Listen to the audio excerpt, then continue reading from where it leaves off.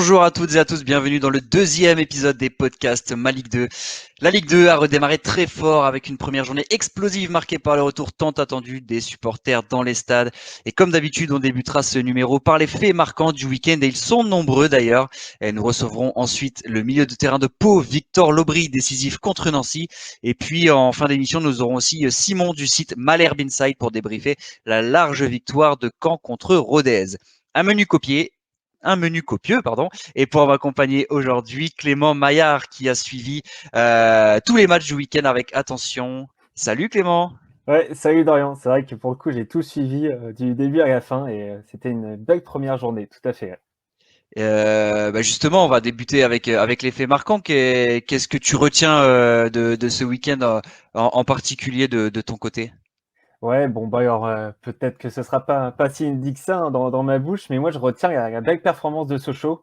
Je crois que j'en ai un peu trop fait au niveau des articles d'ailleurs dernièrement, mais c'était vraiment, pour avoir fait le match aussi, le live hier, c'était quand même vraiment pas mal pour une première. Alors, est-ce qu'on peut déjà parler d'impression impressionnante, de quelque chose dans ce genre-là? C'était qu'un premier match, hein, si ça se trouve, ils sont très mauvais les 3 prochains.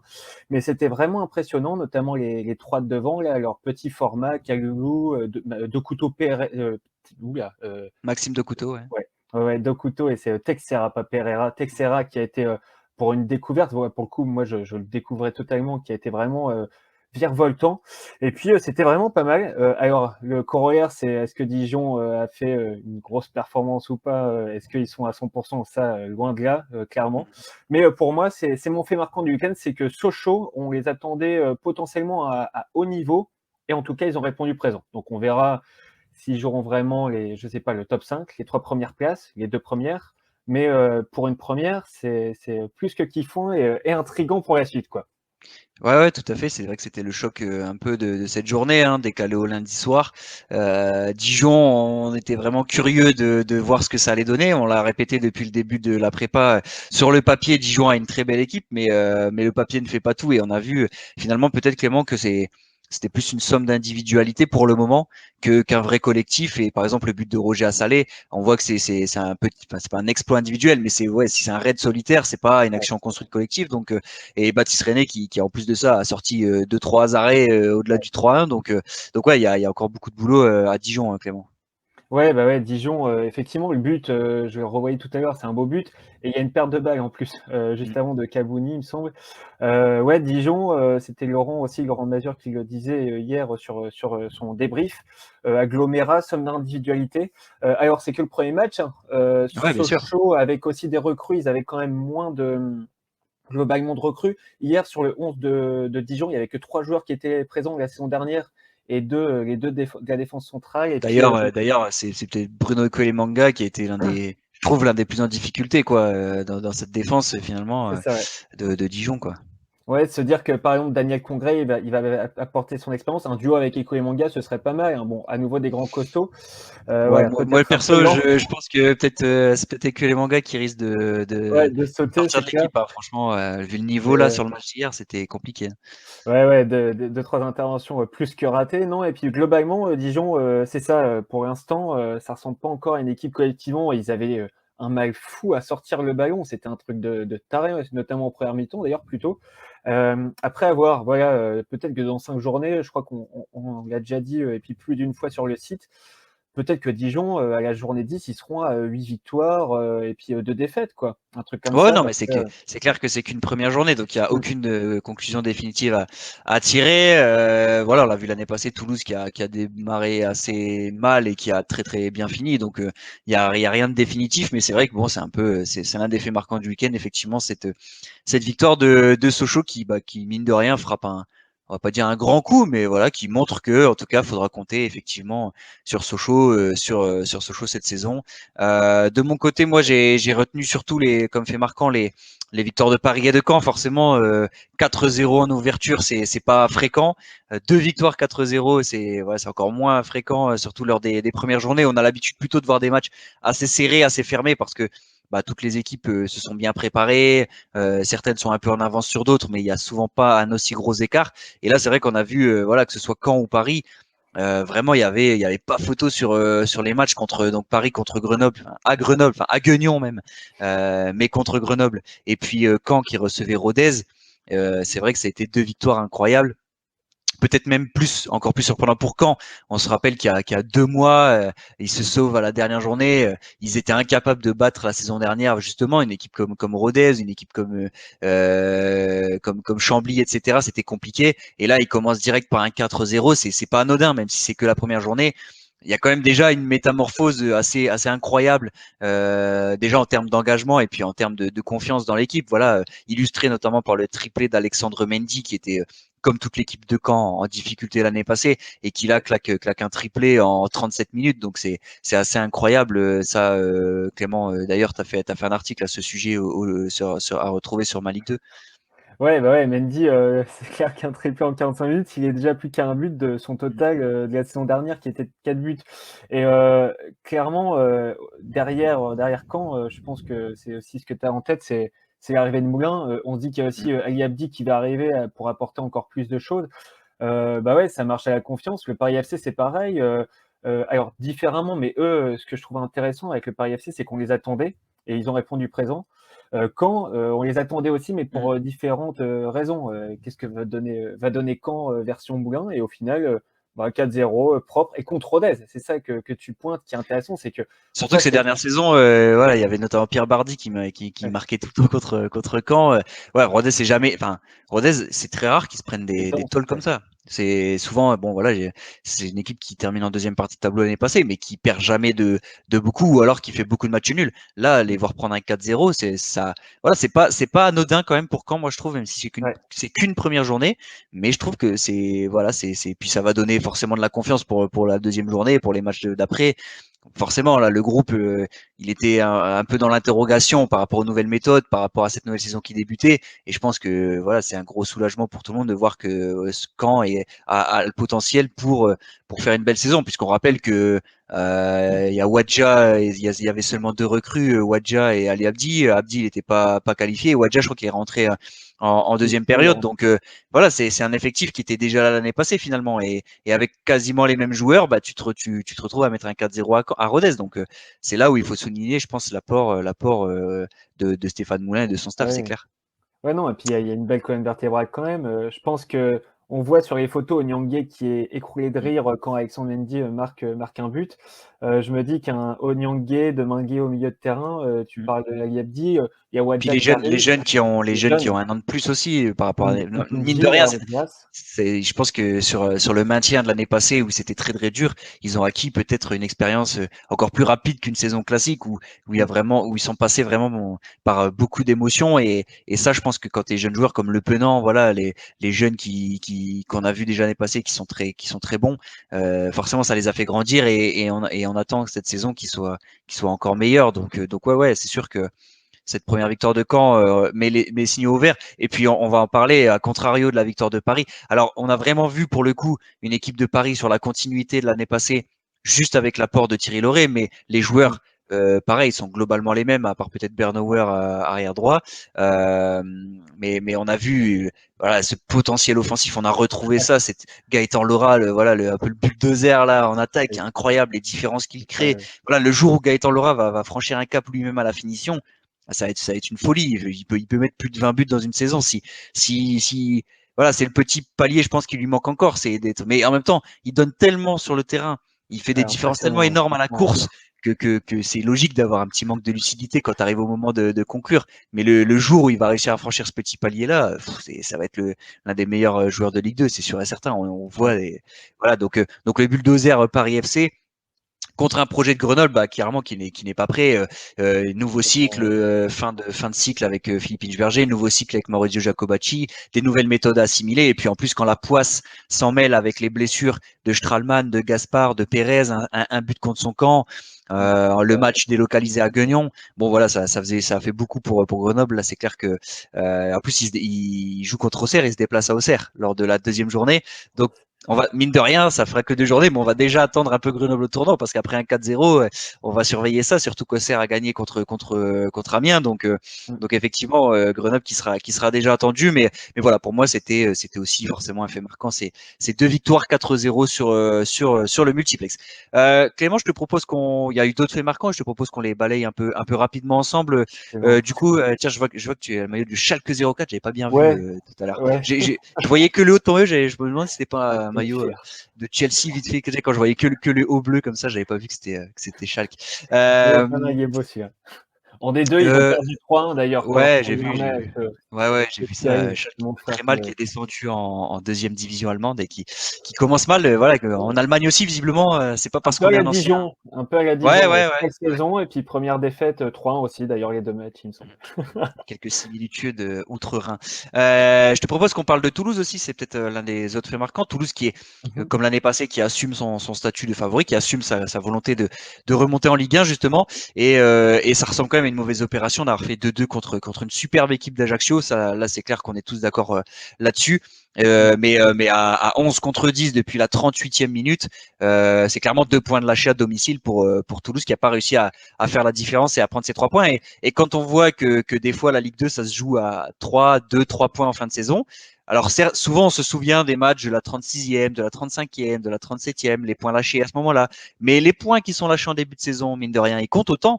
Et c'est de 2 contre Ajaccio, quand on a l'ambition de Toulouse, bah forcément, c'est déjà une petite mauvaise opération. Et Philippe Montagnier, d'ailleurs, il a dit en conférence de presse d'après-match qu'il était un peu en colère. Donc on peut parler un peu de faux pas, hein, Clément. Je sais pas ce que tu en penses.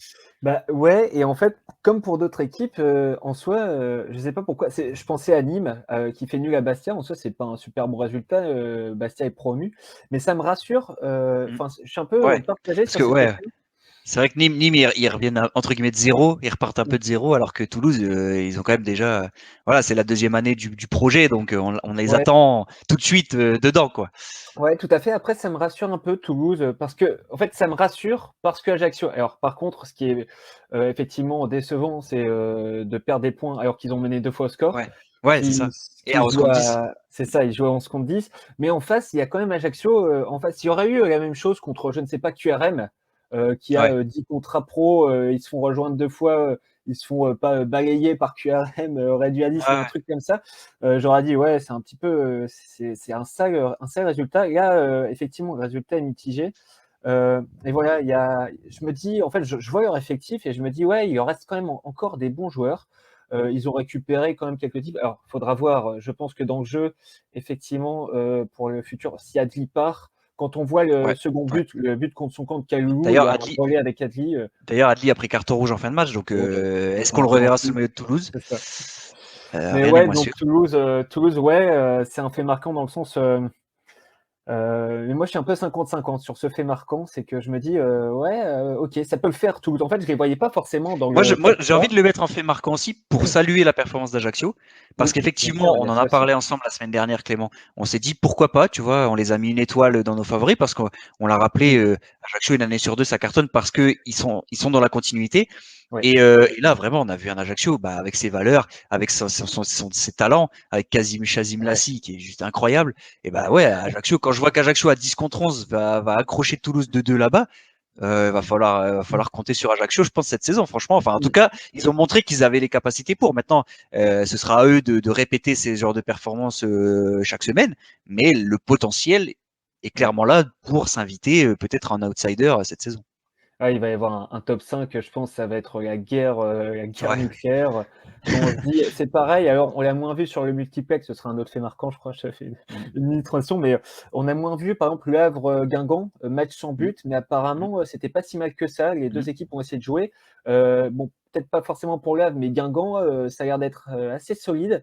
Il y a d'autres équipes, Nancy, perd, sur le fil, ils ont été pas mal, sur toute une première mi-temps. Mamadou Thiam, 1er but pour sa première titularisation. Ouais, c'est assez, dense, je crois et puis dans ce cadre-là, pourquoi pas Ajaccio, Mm. c'est vrai que si, Chazim Lassis se met à mettre des Ah ouais, doublés, tous les incroyable. Deux week-ends, frappes de ouais, dingue. Vous pouvez, voilà, vous pouvez ouais, revoir les buts sur ma Ligue 2, sur le site de l'AFP sinon. C'est vrai que c'est deux superbes frappes. Ouais, un enchaînement, le premier enchaînement technique, il me fait, feinte de frappe, crochet et puis, en plus elle rebondit un peu la balle parce qu'il est au duel et il arrive à la lever, la frapper de l'extérieur du pied, mi-coup de pied, mi-extérieur du pied et puis le second, c'est la patate-or sous la barre, légèrement déviée d'ailleurs, elle est légèrement Un peu déviée, dévié, ouais, de la tête. Ouais. mais je pense que même sans ça, ça devait aller Même vite. la feinte de frappe sur le premier but, elle est Ouais, ah magnifique. Et ouais, sur le deuxième, il prend le temps de contrôler, de bien se situer. Non, vraiment, non il, et de se dire que lui, il marque, mais derrière, je sais pas, il y a Courtet, il y a Cloutadeur, ouais, il y a Barreto qui est quand même Barreto, un Bayala, joueur, Bayala. Moussitioko qui a fait une bonne saison dernière. Donc voilà, Donc c'est vrai que c'est sûr que le potentiel des Corses est là. Bah tu en parlais justement, on va enchaîner avec ça aussi. L'un des autres faits marquants, c'était le multiplex en clair sur la chaîne L'équipe. Bah moi personnellement, quasi sans faute.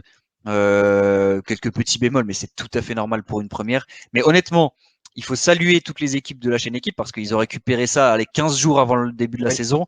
Il a fallu trouver beaucoup de commentateurs. Il a fallu mettre les moyens techniques pour assurer à la fois la couverture d'un multiplex et des matchs en intégralité sur les canaux des plateformes numériques. Chapeau à Bertrand Latour qu'on n'avait pas vu encore dans cet exercice et qui s'en est très bien sorti. Et totalement. Régis Brouard, très intéressant aussi en consultant, qui a apporté vraiment cette connaissance de la Ligue 2 sur les joueurs. Donc non, on a passé vraiment un bon moment. Alors les petits bémols, moi j'ai noté peut-être par moment quelques matchs oubliés, Mmh. enfin oubliés, mis un peu de côté, style Amiens-Auxerre en première période. Oui, J'étais étonné parce que c'est quand même deux belles contre équipes de Zenit. Ligue 2 en première période, on a dû voir 30 secondes. Après en deuxième, par exemple, Dunkerque-QRM. Alors, ok, je sais que Dunkerque-QRM, c'est pas les clubs les plus pimpants de Ligue 2, mais il y avait un partout, il y avait du suspense. Honnêtement, on n'a jamais su si Dunkerque allait savoir faire la diff ou si QRM, comment s'en sortait QRM. Donc voilà, c'est petit bémol, mais c'est qu'une première et sans doute que pour les prochaines émissions, il y aura sans doute plus de turnover. Et puis le problème de la pub à la mi-temps qui est un peu Ouais, longue. Et du coup, quand on a repris l'antenne sur la chaîne L'équipe, il y avait déjà 47 minutes, je crois, du côté de Caen, ouais, tout à qui fait, était ouais. le premier match à avoir repris. Donc, bah, s'il y a un but un jour marqué au bout de 30 secondes en seconde période, ça peut être problématique. Ouais, Après, on c'est ça. comprend évidemment, il faut noter qu'on comprend évidemment les enjeux financiers. La diffusion en clair doit être financée par la publicité et donc bah il y a des impératifs, voilà les rédacteurs en chef doivent jongler entre le besoin de bien suivre le live et le besoin de passer la publicité qui est dans les contrats tout simplement avec les diffuseurs, donc avec les annonceurs, pardon. Ouais. Donc oui, il y a un juste, on va dire qu'il y a l'équilibre à trouver. On verra aussi sur les prochaines semaines ce qu'il en est de ce côté-là. Donc voilà pour mon avis. Je sais pas toi ce que tu as pensé de ce Bah, multi en clair. tout à fait d'accord, sincèrement et c'est vrai qu'en bémol numéro un, ce serait la coupure pub, alors c'est sûr si, un gars comme Alexandre Mendy, marque au bout de 66 secondes, Ouais, en première en période. début Ouais. de seconde mi-temps, Mm. voilà, ça va poser souci, ça va faire jaser, ça c'est clair et net. Ils ont dit que ce serait pas rétabli, avant quelque temps parce qu'ils ont Bah en toujours fait non Montréal, mais je crois. en fait voilà selon nos infos c'est que bah en fait comme je disais c'est des contrats avec les annonceurs, c'est un temps donné, je sais pas, c'est peut-être 15 minutes, Mmh. 14, 13, je sais pas exactement les détails, mais le problème c'est qu'un multiplex, tu as forcément des matchs, tu as toujours un match où il y a un blessé, où il y a un fait de jeu qui fait que tu as 4-5 minutes additionnelles, et donc le Mmh. temps que tous les matchs se terminent, que tu passes ta pub, même si tu as mis que 12 ou 13 minutes dans ton contrat, en fait, tu as toujours un match qui reprend peut-être des fois 5 minutes avant un autre. Et du coup, c'est ce qui fait que ça se télescope un peu avec la reprise de certains stades. Mais oui, normalement, dans les contrats, ils sont obligés de diffuser tant de pubs pour financer justement la diffusion gratuite. Donc, bon, c'est un petit compromis à faire. Après, est-ce que Ouais. c'est dramatique de manquer 2 minutes? Oui, c'est embêtant. D'un autre côté, j'imagine que s'il y a un but dans ce laps de temps, ils remontreront et forcément le but, voilà, au ralenti, on perdra l'émotion C'est du ça, ouais. direct, mais bon. Ouais. Et puis Après, en voilà, soi, faut trouver, comme je disais, c'est un équilibre, c'est une équation entre mmh, bah, en l'accessibilité effet. qui est top et puis le besoin de financement qui est compréhensible aussi pour la chaîne L'équipe. Ouais, il y a eu 645 000 spectateurs en moyenne pendant la soirée, un pic à 1 million de spectateurs. Donc voilà, on est les premiers ravis de voir que la Ligue 2 intéresse. Forcément, le foot gratuit, bah voilà, permet à beaucoup plus de curieux de s'y pencher. En plus, la bonne nouvelle, c'est que la Ligue 2 reprend toujours avant les autres championnats, donc ça permet, c'est une belle fenêtre parce qu'il n'y a pas la Ligue 1, il n'y a pas les championnats européens. Donc c'est vrai que je pense qu'il y a eu beaucoup de curieux aussi qui sont venus voir ce que donnait ce multiplex Ligue 2 et franchement bravo à tous les joueurs, bravo aux équipes, au coach. 25 buts marqués sur tout l'ensemble de la première Ouais. journée, 20 buts pour le multiplex, sachant qu'il y a eu 2-0-0 quand même. Ouais. Donc vraiment, on a eu un très très beau multiplex avec voilà des scénarios fous, des cartons rouges, des buts dans le temps additionnel comme Victor Lobry qu'on accueillera tout à l'heure. Donc tous les ingrédients étaient là et j'espère que ça va inciter les gens à revenir chaque samedi dans ce feuilleton magnifique qui est la Ligue 2 et qu'on met en avant depuis longtemps. Et puis rapidement, Clément, dernier fait marquant, c'est le retour du public dans les stades. Bastia-Nîmes, Ouais. quel régal à 15 h samedi quand Ouais. pour lancer la Ligue 2, de revoir du monde dans les stades, les chants, enfin, c'était génial Ouais, quoi. non, non, il y avait et puis il y avait un décorum quoi, Ouais, Bastia-Nîmes, un peu le bon, entre guillemets, «le derby du sud», ouais. les t-shirts distribués façon NBA à tous les En spectateurs, bleu, ouais, tous les supporters supporters en bleu. d'ailleurs. Ouais, Je crois les supporters. Corses ont beaucoup noté, c'est que c'est pas des spectateurs, c'est des supporters, Mm. c'était vraiment pas mal et voilà, contrairement voilà, bon, je fais un parallèle qui est pas forcément très bon. À Dijon, c'est sûr que, Sochaux menait 2-0, ça chantait quand même, mais on entendait moins. Là, sur des fous furieux quoi, Floriani, Armand Césari. Ouais, il y avait une ambiance, un feu. Eux aussi sont menés, 0-1 et puis ça Mais retombe forcément et c'est après là ça où vraiment on repart, se rend compte que l'année ouais, passée, il y a forcément des matchs qui ont pas basculé à cause carrément. de ce manque de soutien populaire. On voit ça pousse, mais à Bastia, Mmh. voilà, le début de seconde période, mais Nîmes, ils prennent un feu. Ouais. Et Ah ouais, quand tu as le ah ouais. stade qui accompagne ça, chaque action, chaque offensive, hein, au bout de, voilà, ils égalisent au bout de 5 minutes, je crois, en deuxième période, Ouais, ouais, à la 50e. Bah, il y a le stade, il est en fusion. Enfin, tu sens que les joueurs, ils ouais, sont portés aussi c'est par ça. ça. Donc forcément, ça joue. Et c'est un grand plaisir pour les clubs qui ont la chance d'avoir un public aussi actif, Mmh. aussi fidèle. Même C'est de Dijon, pouvoir compter dessus. C'est voilà, c'est sûr. bah, Après, il y a des même clubs dans Ligue même 2 qui ont Dijon. pas un public incroyable, mais ça c'est logique.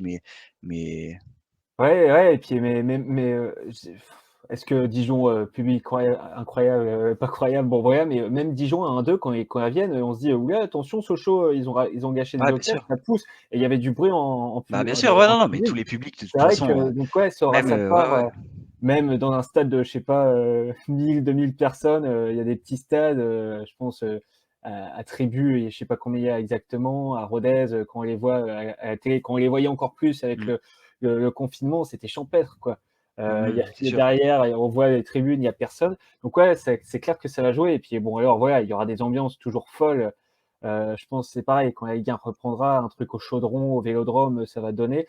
Mais Mmh. là, à Armand-Césari, ça a donné et dans je crois, Dans plein de voilà, c'est on ça, parle de même Bastia, dans mais les dans petits tous les stades. stades, voilà. Enfin, on Mmh. parle surtout de Bastia et Dijon parce que c'était les 2 matchs Oui, décalés. Donc c'est là, c'est sur des ça, ouais. 90 minutes, tu t'en rends beaucoup plus compte. Forcément, sur Mmh. le C'est multiplex, on ça, zappe d'un c'est stade à l'autre, précis. donc on ressent moins même s'il y a eu du public Ouais, partout et bien sûr. d'ailleurs, mention spéciale, voilà, les belles images, je conclurai là-dessus.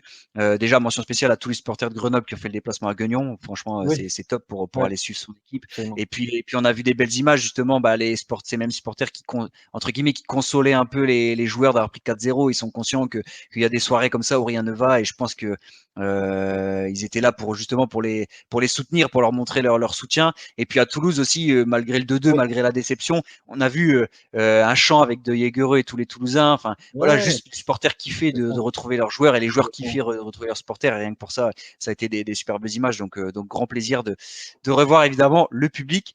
Et puis d'ailleurs, on va enchaîner tout de suite avec notre interview de la semaine. Et puis je pense que Victor Lobry va pouvoir nous en parler du retour du public à Noust Camp. Pau d'ailleurs toujours invaincu à la maison. On va en parler tout de suite avec Victor Lobry. Bonjour Victor, merci d'avoir accepté notre invitation pour ce deuxième numéro du podcast. Alors Victor, on a quitté Pau en grande forme en fin de saison dernière, et puis vous débutez bien celle-là avec ce succès de 2-1 contre Nancy. Ouais, c'est ça, c'est que bon, on a repris aussi notre série en cours à domicile dans les nouveaux stades. Donc ouais, c'est cool de commencer par une victoire et puis de continuer cette série de la saison passée, quoi. Bon, en plus, sur le plan personnel, toujours sympa de marquer ce but vainqueur un peu à la dernière minute, niveau émotion en plus avec le retour du public, voilà, ça a dû être un moment fort pour toi.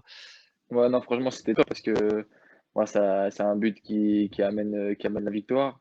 Ça récompense franchement les efforts collectifs qui ont été faits jusqu'à la fin. C'est un truc qui nous caractérise maintenant depuis un bon petit moment de rien lâcher, d'aller tout le temps chercher soit le match nul, soit la victoire jusqu'à la fin. Et puis, ouais, ça a encore payé samedi, donc ouais, c'est cool. Vous aviez quand même un peu plus de certitude, j'imagine, au moment de lancer cette saison, bah, justement par rapport à votre deuxième partie de saison l'année passée qui avait été très très bonne. Là, on imagine qu'il y avait peut-être un peu plus de certitude. Ouais, c'est ça, c'est que bah, là, on a redémarré avec quand même pas mal d'anciens de la saison passée. Le coach était là aussi. L'année dernière, c'était carrément à la même période, on repartait carrément à zéro avec des nouvelles arrivées, un nouveau coach. Donc, non, ouais, on était beaucoup plus serein avant l'entame du championnat. Et puis, ouais, ça s'est vu, c'est que même quand Nancy sont revenus au score, on n'a pas paniqué, quoi. On a gardé nos valeurs et puis on a continué à aller de l'avant.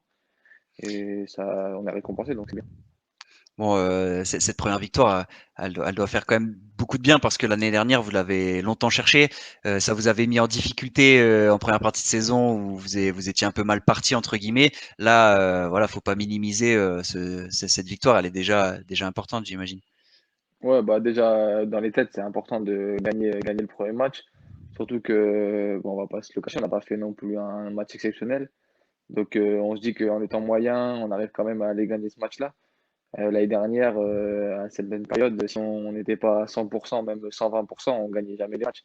Donc ouais, c'est que on a bien bossé, on a rattrapé les retards qu'on avait, mais voilà, faut pas non plus se prendre pour d'autres et faut être conscient qu'il nous reste encore beaucoup de boulot si on veut se maintenir plus rapidement que la saison passée, quoi.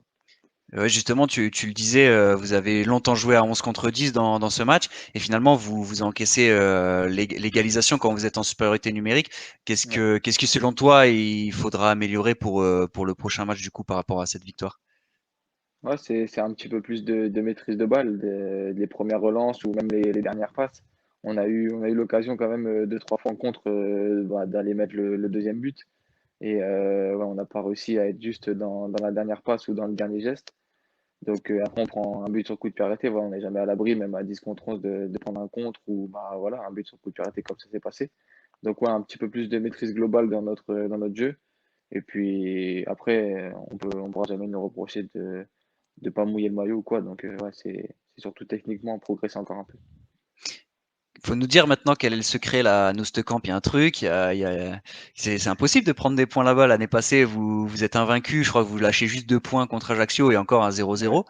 ouais. Là, vous commencez bien avec la victoire, donc c'est un petit défi de faire poursuivre cette invincibilité le plus longtemps possible. Vous en parlez entre vous dans le vestiaire un peu de ça, de votre performance, de vos Bah, performances à domicile? on n'en parle pas clairement, mais c'est sûr qu'à chaque fois qu'on rentre sur le terrain tous ensemble, bah, inconsciemment, on y pense parce que voilà, on sait que c'est toujours un petit défi à chaque match. Voilà, si on est mené, bah, d'aller arracher au moins le match nul. Et puis si on a le match nul, bah, comme ce week-end, d'aller chercher la victoire. On sait que ouais, il y a un petit truc dans ce stade qui nous Mmh. propulse vers l'avant. Donc ouais, faut pas le lâcher. Puis là, avec les supporters, Ouais. ça gagne encore de l'ampleur. Même quand on prend le but, là, l'égalisation, les supporters directement, ils se mettent à nous encourager, à applaudir pour nous dire: «Allez les gars, on est là, lâchez pas». Donc ouais, ça donne de la force supplémentaire. Ouais, justement, ce qui est bien, c'est que l'année passée, vous avez réussi à rester invaincu, mais sans l'aide du public, donc Ouais. c'était pas un facteur. Là, j'imagine que c'est ben, comment t'as ressenti ce premier match avec le retour du public à domicile, porté par l'ambiance, comment t'as vécu ça? Ah, franchement, ça fait du bien. Au début, à l'échauffement, quand on rentre, rien que de voir des gens dans les tribunes, ça fait même un peu bizarre. On se dit: «Bah, qu'est-ce qu'ils font là, quoi?» Mais non, ouais, avec le match qui passe et les encouragements, à chaque fois qu'il y a une occasion, voilà, ça applaudit, ça vibre avec nous. Donc franchement, ça donne envie de se dépasser, d'aller faire la dernière course quand on est fatigué, aller se projeter encore une fois vers l'avant pour essayer d'aller mettre le but. Donc ouais, Frapper ça du pied donne encore droit. ouais, voilà, c'est Ouais. ça, faire des trucs qu'on n'a jamais fait, quoi. Non, mais ouais, non, c'est un élan supplémentaire et puis il faut le garder avec nous. Bon, Victor, on va pas se cacher que avec ta très très belle saison dernière, voilà, on avait déjà eu le plaisir de te recevoir dans le podcast. On se disait, bah peut-être que Victor, il va signer dans un club peut-être un peu plus ambitieux de Ligue 2, sans manquer de respect à Pau, mais un club plus installé qui peut jouer le haut de tableau. Et puis tu as fait le choix de la continuité, de rester à Pau une deuxième saison, ce qui est bien aussi. J'imagine que c'est pour poursuivre ta progression. Qu'est-ce qui t'a poussé à rester à Pau du coup pour cette deuxième année? Bah, déjà, j'avais une option automatique en cas de maintien avec le club. Donc mon contrat se prolongeait automatiquement à partir du moment où on était maintenu, quoi. Mhm. Donc je savais très bien qu'en allant chercher le maintien, avec la crise un petit peu économique et tout, pour avoir un transfert, ça allait être beaucoup plus compliqué que peut-être les années précédentes. Et puis après, voilà, c'est s'installer aussi parce que j'ai fait une bonne deuxième partie de saison, mais bon, la première partie, j'ai pas de statistiques, même si je faisais des matchs plutôt corrects. Mais voilà, peut-être faire une saison pleine et puis convaincre les clubs du niveau du dessus ou d'un entre guillemets supérieur Mmh. au POFC de venir me chercher. Peut-être qu'il me manque encore des trucs. Voilà, moi de continuer à progresser. J'ai 26 ans, mais j'ai fait qu'une saison en Ligue 2. Donc, ouais, aller chercher encore les paliers qui manquent et puis voilà, être décisif sur une saison complète. Et puis, à l'image de l'équipe, alors toi, comme l'équipe, vous allez être un peu plus attendu cette saison. L'année passée, vous étiez le promu, voilà, qui découvrait ce niveau. Tout le monde a vu la saison, en deuxième partie de saison, ce que vous étiez capable de faire. Donc, va falloir aussi savoir déjouer ça. Les adversaires qui seront sans doute, qui vont sans doute, toi, sur le plan personnel, plus être attentif à toi aussi, c'est sûr. Ouais, bah déjà sur la deuxième partie de saison, il commençait à avoir contre quelques équipes des petits marquages individuels. Voilà, après, bah, c'est le jeu aussi, ça fait aussi progresser individuellement et puis des fois, peut-être savoir s'effacer sur une action pour permettre aux Mmh. coéquipiers d'avoir plus d'espace. C'est un petit jeu d'échecs, quoi. Si on me prend moi, bah, ça libère un espace. Collectivement, on est plus attendu aussi. Je pense que les équipes commencent à se méfier un peu plus de nous. Donc, non, c'est bien, c'est que notre niveau a progressé. On s'est mis au niveau du championnat. Et puis, maintenant, quand on rentre sur le terrain, voilà, on a plus cette appréhension d'être, Mmh. en gros, le petit du championnat qui va essayer de gratter un match nul. Maintenant, Ouais. non, on a des vraies ambitions. On veut gagner les matchs. On se prend pas pour d'autres non plus. On sait très bien que voilà, va falloir confirmer la saison passée. Mais ouais, on a plus d'ambition et puis on est moins anxieux sur notre niveau, quoi. Bon, puisque c'est encore le début de saison, on peut encore parler un peu d'objectifs à se fixer. C'est quoi? C'est le maintien plus serein encore que la saison dernière, franchir un petit cap à ce niveau-là, se mettre à l'abri un peu plus rapidement? Ouais, c'est ça, c'est que bah, sur la deuxième partie de saison, on a fait je crois 30 points ou sur les matchs Mmh. retour ou quelque chose comme ça. Donc là, c'est vraiment voilà, c'est un parcours de haut de tableau. Mais bon, C'est on clair. va pas s'enflammer non plus. On va pas jouer le haut de tableau, je pense pas. Mais déjà se maintenir rapidement et puis pouvoir jouer une deuxième partie de saison sans avoir le couteau sous la gorge là et pouvoir être plus serein, ouais, aborder les matchs de la deuxième partie de saison plus sereinement, quoi. Samedi, vous jouez contre Rodez. Vous avez dû voir qui, malheureusement pour eux, ça s'est pas bien passé. Ils ont pris un 4-0 d'entrée, donc vous attendez à une équipe qui va être forcément très revancharde. Ça va être un bon test, bon match pour vous. Ouais, c'est ça. Bah, Rodez, c'est le type d'équipe qui lâche rien et qui sera toujours au duel avec beaucoup d'envie, tout ça. Même s'ils ont pris 4-0, ben, le coach nous en a un petit peu parlé. Il nous a dit que ça reflétait pas forcément non plus la différence qu'il y avait entre eux et Caen. Ils ont pris des buts rapidement, un coup de pied arrêté, un penalty. Donc, ouais, c'est peut-être un peu lourd pour eux le score. Donc, voilà, nous, on a nos acquis, mais il faut pas se reposer dessus. Voilà, on sait que Rodez, c'est une équipe accrocheuse et à nous de l'être un peu plus qu'eux, quoi. Et puis ma dernière question sur un plan plus global pour toi cette saison, bah, quelles sont tes attentes, à quel niveau peut-être tu espères encore franchir un petit palier individuellement et collectivement, voilà, quelles sont un peu tes attentes pour cette nouvelle saison du coup. Bon, tu as déjà débloqué le compteur, ça c'est fait, but, donc ça Ouais. c'est déjà bien. Ouais, non, c'est bien, je l'ai débloqué un petit peu plus tôt que la saison passée. Ça fait du bien aussi, et ça libère un petit peu aussi dès le début. Non, mais c'est de faire une saison complète à l'image de ma deuxième partie de saison, que ce soit individuellement ou collectivement.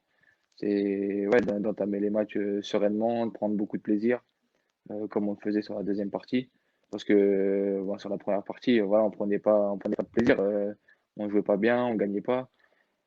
Par contre, à partir de fin janvier, ouais, à chaque fois qu'on rentre sur le terrain, voilà, ça pouvait se voir, on avait le sourire et tout. Donc c'est ça, ouais, faire une saison complète à l'image de la deuxième partie de saison. Mais c'est vrai que c'était impressionnant l'année passée, ce déclic, ce changement un peu de, je vais pas dire d'état d'esprit, mais comment vous abordiez les matchs où on avait le sentiment en première partie de saison que justement vous étiez là pour aller chercher d'abord peut-être un point, pour gratter un maximum Ouais, de points. Et puis finalement, vous avez totalement changé de fusil d'épaule, vous avez pris les choses en main dans le jeu.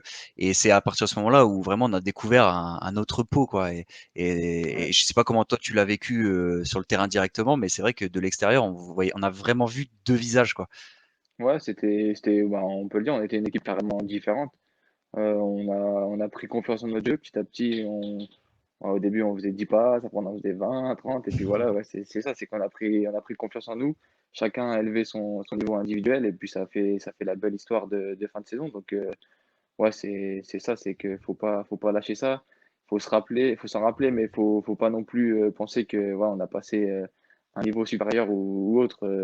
Faut garder les pieds sur terre et puis avancer avec ce qui nous fait gagner aujourd'hui, quoi. Bon, eh ben, le Pau FC, victoire évidemment, une équipe à suivre cette saison dès samedi contre sur la pelouse de Rodez pour un beau match. Ça va être, on va voir un peu la réaction du RAF face à vous qui avez bien débuté cette saison. Donc encore une fois un grand merci Victor de ta Merci à vous. disponibilité. Puis on te souhaite et à toute l'équipe de Pau la plus belle saison, la plus belle saison possible. Merci beaucoup. Dernière partie de notre émission, nous avons le plaisir de recevoir Simon du site Malherbe Inside. Bonjour Simon, merci beaucoup d'avoir accepté Bonjour, notre, bonjour à notre tous. invitation. Bah, merci pour l'invitation. Déjà, c'est gentil. Alors Simon, tu suis depuis le début de l'été la préparation Mm. du Stade Malherbe avec évidemment l'arrivée de Stéphane Moulin et de son staff, une nouvelle ère qui s'est ouverte à Caen. Et puis cette nouvelle ère, elle s'est bien lancée puisqu'il y a eu ce succès retentissant contre Une Rodez belle histoire, ouais. 4-0. Ça faisait longtemps. Euh, donc beaucoup de choses à évoquer avec toi. Bah, tout d'abord, ta réaction à la suite de ce succès. Est-ce qu'on attendait quand même quand aussi facile entre guillemets pour la première journée? Je pense pas, à mon avis. On s'attendait pas à une telle victoire, à un 4-0 pour ce premier match. Déjà, on savait pas trop à quoi s'attendre du côté de Rodez. C'est une équipe, moi j'ai pas trop suivi, mais on m'a dit qu'elle avait plutôt bien recruté cet été, que ça pouvait être une des équipes entre guillemets surprise de la saison, que ça pouvait jouer le top 10. Mais au final, on a eu une équipe qui a été très timide, surtout en première mi-temps. On leur a, entre guillemets, un peu marché dessus directement. On a mis beaucoup d'intensité, surtout dans la première demi-heure. Tout nous réussissait. On a mis 3 buts, on menait 3-0 à la demi-heure de jeu. Donc c'est vrai que moi, j'étais en photo au bord du terrain. Je m'attendais à peut-être un peu plus d'adversité sur la première mi-temps. Rodez est un peu plus rentré dans son match en deuxième période. Malherbe a surtout voulu garder le score à ce moment-là et a réussi à mettre un quatrième but sur contre en fin de match. Mais ouais, je m'attendais pas à un tel score pour un premier match, une sacrée surprise quand même. Alors justement, je suis en train d'écrire un peu un article sur ma Ligue 2 et j'ai remonté un peu le temps. 2012, la dernière fois qu'un club de Ligue 2 avait démarré par un 4-0, c'était Monaco contre Tours. D'accord. Donc on va pas s'enflammer à comparer le Monaco de l'époque Ranieri à cette équipe de Caen, loin de là. Mais Et je quand même, crois que la c'est dernière victoire pas. de Malherbe 4-0 remonte aussi à Ah ouais, j'ai pas. 2012, je crois, J'avoue que j'ai pas dans l'année. regardé. Pour le coup, j'ai pas regardé le 4-0 de Caen. Je regardais pour Paris et Caen puisque Paris a gagné aussi 4-0, donc je Ouais, regardais un peu la dernière fois en Ligue 2 globalement. Mais c'est vrai que bon, si on pas besoin de repartir aussi loin dans le passé. Si on prend la saison dernière, voilà, on avait plus ce sentiment que c'était Caen qui pouvait se prendre des 4-0 que l'inverse. Et finalement, ce qui était intéressant de noter, Simon, c'est que le groupe il était très peu modifié par l'apport de nouvelles recrues. En plus, au coup d'envoi par Stéphane Moulin, c'est quand c'est même ça. un changement plus sur le plan peut-être mental et de la confiance qu'a apporté Stéphane Moulin Eh pour, ben, pour ce. tu l'as bien dit, dans le 11 de départ, il n'y avait aucune nouvelle recrue. Déjà, les recrues, on peut les compter sur les doigts d'une main. On en a deux, Franquin Wadja et Ali Abdi, qui n'étaient pas titulaires au Coupe d'envoi. Ali Abdi ne jouera pas avant au moins 2-3 semaines. Franklin Wadja est rentré en fin de match. Donc, c'est exactement la même équipe qui a débuté samedi que celle qui a débuté les matchs en avril et en mai quand Malherbe jouait pour le maintien, pour sauver sa peau en Ligue 2. Donc on voit vraiment qu'il y a eu un véritable changement d'état d'esprit, que le coach Stéphane Moulin nous apporte beaucoup de sérénité, beaucoup de confiance. Je pense aussi que Malherbe, je ne sais pas si les suiveurs de ma Ligue 2 ont bien suivi la fin de saison dernière, quand c'est sauvé à domicile contre Clermont à la dernière journée. Je pense que c'est quelque chose qui peut être fédérateur pour un groupe. Au niveau du mental, ça peut donner beaucoup de force et ça peut être le point de départ d'une belle aventure. Moi, en tout cas, j'y crois. Les joueurs aussi ont ce discours-là. Ils sont soudés, ils ont fait toute la prépa ensemble cet été. Donc je pense qu'on a la même équipe que l'an dernier, mais on peut faire beaucoup mieux. Et comme tu l'as dit, on a le nouveau coach Stéphane Moulin qui apporte. On va pas présenter Stéphane Moulin, c'est beaucoup de sérénité, c'est travail sur le long terme avec des plans de jeu bien précis. On a vu ça pendant des années à Angers. Donc il apporte cette méthode de travail plutôt sereine du côté de Caen et ça marche plutôt bien. On a fait une bonne préparation et on a appliqué ça dès la première journée. Mais justement, parlons de cette prépa, toi qui as pu suivre un peu les matchs amicaux, la présentation du coach, la conférence de presse, les premiers mots, les premiers échanges, les nouvelles méthodes de travail. Est-ce que tu notes des changements par rapport à la saison dernière, déjà dans le groupe un peu pendant cette préparation, que ce soit des nouvelles méthodes de travail, mais aussi peut-être, j'imagine, un peu plus pas de joie, mais ouais, un peu plus de légèreté peut-être avec le maintien acquis in extremis la saison dernière? Un peu plus de légèreté, ouais, mais quand même beaucoup de concentration. La saison passée, on sent qu'elle a beaucoup marqué les esprits. Les joueurs ont été touchés, les familles des joueurs aussi, ça a été très dur. Il y a eu des mots durs de la part de certains supporters, ça n'a pas été facile à vivre pour eux, malgré le huis clos. Et des fois, on peut se dire heureusement que certains matchs étaient à huis clos sur la fin de saison. Donc on sent beaucoup de sérénité dans le travail. Avec la même équipe, ce que je t'ai dit tout à l'heure, on sent beaucoup de solidité défensive déjà, qui est un des principes de base de Stéphane Moulin, ce qu'on n'a pas pu trop voir à Malherbe au printemps dernier. On encaissait beaucoup de buts. Là, on a été très solide, à part sur le dernier match de prépa contre Bordeaux, on n'a pas dû encaisser de buts dans le jeu. On a dû encaisser seulement 1 ou 2 pénaltys en 5 ou 6 matchs. Donc, on voit que Stéphane Moulin vient avec vraiment des principes de jeu précis, un système de jeu qu'il a instauré dès le début, une sorte de 4-2-3-1, 4-3-3, et il s'y tient depuis le premier match. Il a fait 2 matchs où il a fait tourner les joueurs, et ensuite il a mis son type qui a pu faire les 3 derniers matchs de préparation, qui a suivi avec le match contre Rodez. Donc ça a été une prépa très cohérente.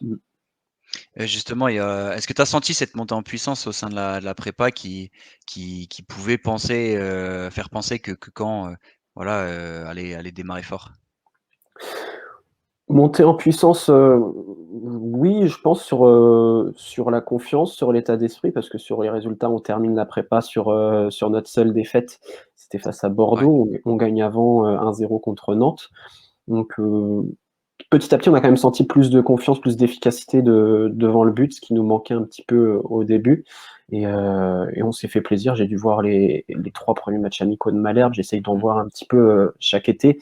C'est vrai que les dernières années, on s'ennuie un petit peu devant les Ouais. matchs amicaux, quoi. Mais là, c'était assez surprenant. Bon, c'était face à Beauvais, une équipe de CFA. Ensuite, c'était face à Guingamp et le troisième face à Ajaccio. Et ben on s'est fait.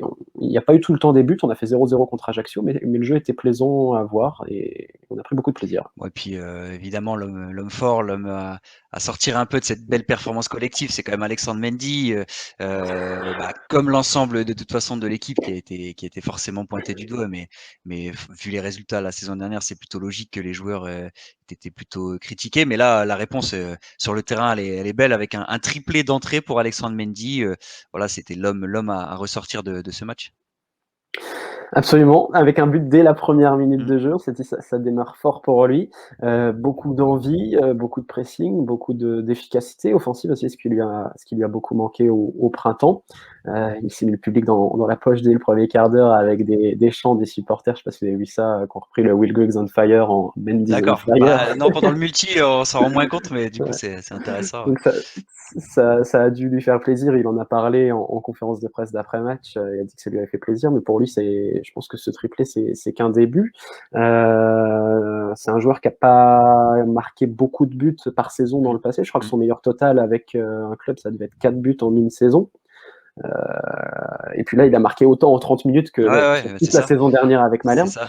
Bravo à lui, on espère que ça va continuer comme ça. Puis on peut aussi se dire que Stéphane Moulin a quelque chose à voir là-dedans, parce que c'est pas le seul. Tu prends un Jonathan Rivérez en défense centrale, qui était pas mal critiqué la saison dernière, il a été impeccable samedi soir. Sur le couloir gauche, notre jeune latéral Yoel Armougom, pareil, qui a fait un super match, qui était pas mal critiqué la saison dernière. On se dit que finalement, juste avec des changements de coach, d'état d'esprit de groupe, les joueurs sont transformés et au final, on se dit qu'on n'a pas beaucoup de recrues cet été à Caen, mais au final, Ouais, et Alexandre puis Mendy, c'est presque comme une recrue, quoi. c'est ça. Et puis, il faut signaler que Alexis Beka il fait les JO avec les Bleus, que Nicolas Gioacchini fait la Gold Cup avec les États-Unis, C'est que ça. Hugo Van der Merch est blessé, voilà, qui reviendra sans doute dans quelques semaines, mois de sa longue blessure. On a aussi Donc, Kagan Ensona, un ailier qui s'est fait les ouais, croisés voilà. il y a 2 semaines. C'est, Donc on a pas mal d'absents. mm, On a peu recruté pour le moment. Stéphane Moulin veut encore au moins 2 joueurs, 3 si possible, à voir en fonction des ventes si Alexis Beka revient en Normandie. Parce mm, que mm, personnellement, je doute un petit peu. mm. Je pense qu'il partira cet été. Donc avec l'argent de la vente, on pourra peut-être recruter. Mais voilà, on a fait un très bon premier match et Stéphane Moulin se débrouille plutôt bien pour le moment avec ce qu'il a pour lui, quoi. Et puis pour finir, peut-être un mot aussi sur l'autre buteur de la soirée, Steve Chamal, qui lui aussi a une belle histoire puisqu'il il a connu une saison blanche l'année passée. Il a été recruté, même blessé par Caen quand il jouait à Boulogne. C'était un pari du Stade Malherbe et puis ça commence bien pour lui. C'est la belle histoire. C'est la belle histoire, ça faisait 15 ou 16 mois qu'il n'avait pas disputé un seul match de Mm. compétition officielle. Il est passé en conférence de presse d'après-match samedi soir, il nous a raconté un petit peu ça, il a mangé entre guillemets son pain noir toute la Mm. saison dernière, il a bossé dans l'ombre, c'était pas facile de se créer une place dans un groupe sans disputer la moindre rencontre. Il a disputé une demi-heure de jeu samedi soir, et il a pas mal tenté, 4 ou 5 tirs en tout, et il a inscrit le but en fin de match sur un contre, un but qui n'était pas forcément facile à mettre, en plus du gauche un peu excentré. Donc voilà, comme tu le dis, c'est la belle histoire, c'est une belle récompense pour tout le travail qu'il a effectué depuis un peu plus d'1 an dans l'ombre. Bon, et puis donc rendez-vous à Niort pour Caen ce samedi pour la deuxième journée. Quels sont, selon toi, on va pas, alors le match parfait n'existe jamais, on va être un peu, comment dire, perfectionniste. Selon toi, quels sont les axes, peut-être encore quand même, où il faut s'améliorer, même s'il y a eu 4-0. Est-ce que tu as pointé, tu as noté quelques petits axes à améliorer encore? Sur le premier match, je pourrais presque dire qu'on a fait un peu le match parfait. On s'attendait pas C'est à déjà un faire match un, référence du coup. c'est On déjà un parle match souvent de référence ça. sur un match en même temps. C'est facile. Mais ouais, je pourrais pas te dire plus de solidité défensive. On a été Ouais. impeccable là-dessus samedi. Devant, on a été très efficace. Tous les manques de la saison dernière, on a su rectifier ça dès le premier match. Donc poursuivre sur cette voilà, je pense que le plus important c'est peut-être défensivement, continuer un deuxième match sans encaisser le moindre but, et puis essayer de faire marquer devant les jeunes, notamment le jeune ailier qui vient de signer pro, Andrasou Tonji, qui a eu l'occasion à plusieurs reprises de marquer samedi mais qui n'a pas réussi, donc ça pourrait être sympa s'il ouvre son compteur but ce week-end. Et puis un nouveau triplé d'Alexandre Mendy.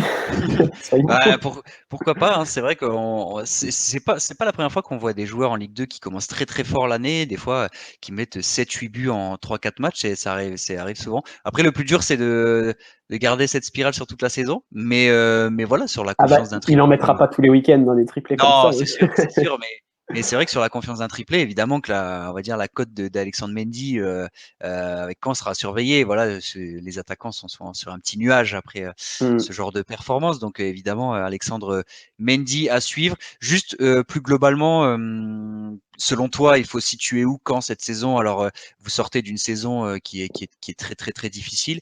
Est-ce que on va pas s'enflammer, mais est-ce que Caen faut plus les compter comme un outsider ou est-ce que non, cette saison, selon toi, c'est plus une première année pour poser les bases avec Stéphane Moulin, donc on va dire un maintien tranquille, et plus c'est affinité, quoi. Alors, poser les bases, ça c'est le discours officiel du président Piqueux, du coach Moulin. Personne ne va parler d'objectif de monter en Ligue 1. On leur a même reposé la question vendredi dernier en conférence de presse d'avant-match.